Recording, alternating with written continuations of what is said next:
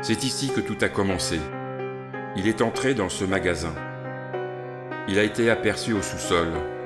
Ce qui est étrange, c'est qu'il se trouvait au stand des plaques minéralogiques, alors qu'il n'a pas son permis de conduire. Cela avait intrigué son entourage.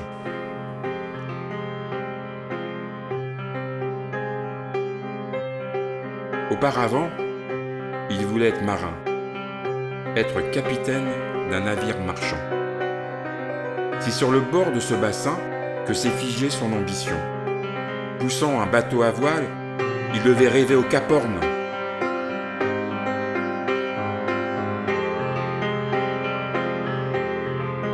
L'été, après la visite dominicale au musée du Louvre, son père l'emmenait jouer dans ce jardin.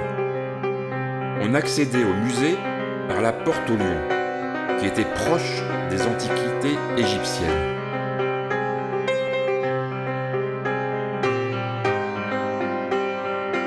En passant ce pont, son avenir va changer.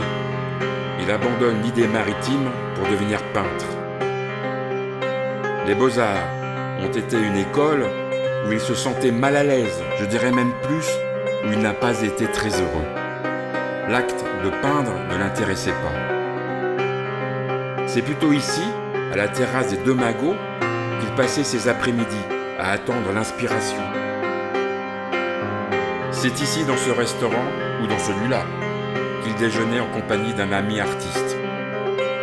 Mais ce qui est certain, c'est dans ce quartier qu'il se retrouvait autour d'un plateau d'huîtres ou d'un plat italien. Il était à chaque fois invité, ce qui le gênait, mais comme son ami habitait à l'hôtel, c'était pour lui une façon de le remercier de ses invitations à son domicile en proche banlieue. Il y avait aussi les livres, les revues d'art. À cet emplacement se tenait une librairie où il était habitué à feuilleter les revues et les catalogues d'exposition.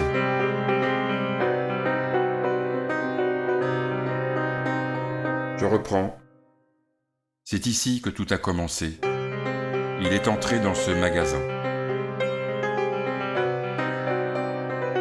Il a raconté qu'il commémorait sa récente rencontre avec l'homme à la tête de chou.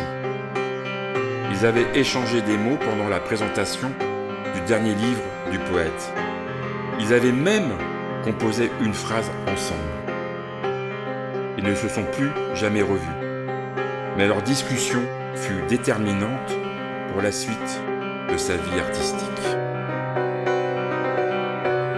Après quelques œuvres produites, il cherche à les montrer. Dans les vernissages, on lui demande qui il est, ce qu'il fait, mais pas de proposition d'exposition.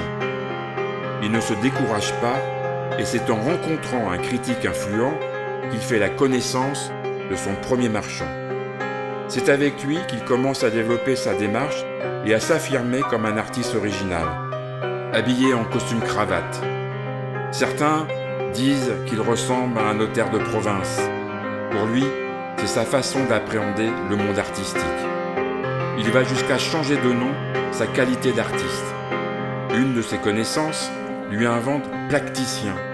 Artiste, placticien est sa profession. Après les vernissages, en compagnie d'autres artistes, il parcourt la capitale pour trouver une fête afin de terminer la soirée. Le métro étant fermé, il retourne chez lui en prenant le bus de nuit, satisfait que l'on commence à le reconnaître. Il aime flâner dans la capitale. Il passe aussi de nombreux séjours en Angleterre. Il a une chambre à l'année à Londres. L'idée de travailler dans un atelier lui faisait peur. Il rêvait de prendre l'ascenseur et de se retrouver dans un bureau de la tour Montparnasse. N'ayant pas les moyens de son désir, il emménagea dans un rez-de-chaussée dans le 11e arrondissement de Paris et y installa son bureau. Il prenait le métro comme tous les salariés. Il allait au travail. Lecture, projet, commande par téléphone devint son quotidien. Il dut partir de cet univers de création pour une autre adresse, heureusement toujours parisienne. Il s'installa dans les locaux d'un ami qui dirigeait une entreprise de peinture en bâtiment. Quel comble pour quelqu'un qui n'appréciait pas la peinture. Pour lui, l'important est d'avoir un bureau, un secrétariat. Les idées viennent des rencontres, qu'elles soient littéraires ou affectives. Penser, téléphoner, réceptionner, puis monter, telles sont les actions utiles à ces créations. Ainsi s'achève ce court-métrage. Réalité ou fiction? C'est à vous de voir. Mais est-ce vraiment important? Ici, il y a 5 personnages. L'artiste, son œuvre, votre serviteur, le réalisateur et vous qui regardez ce film. Ils composent un ensemble pour mettre en forme une histoire plaquée d'un artiste qui demande de vivre pour montrer son œuvre et non de travailler pour vivre. Vous verrez peut-être ses œuvres quelque part. Il préfère trouver la plénitude de la création en province où la vie est plus calme. Auparavant viscéralement urbain, détestant la campagne, il a décidé d'y créer, mais toujours derrière un bureau.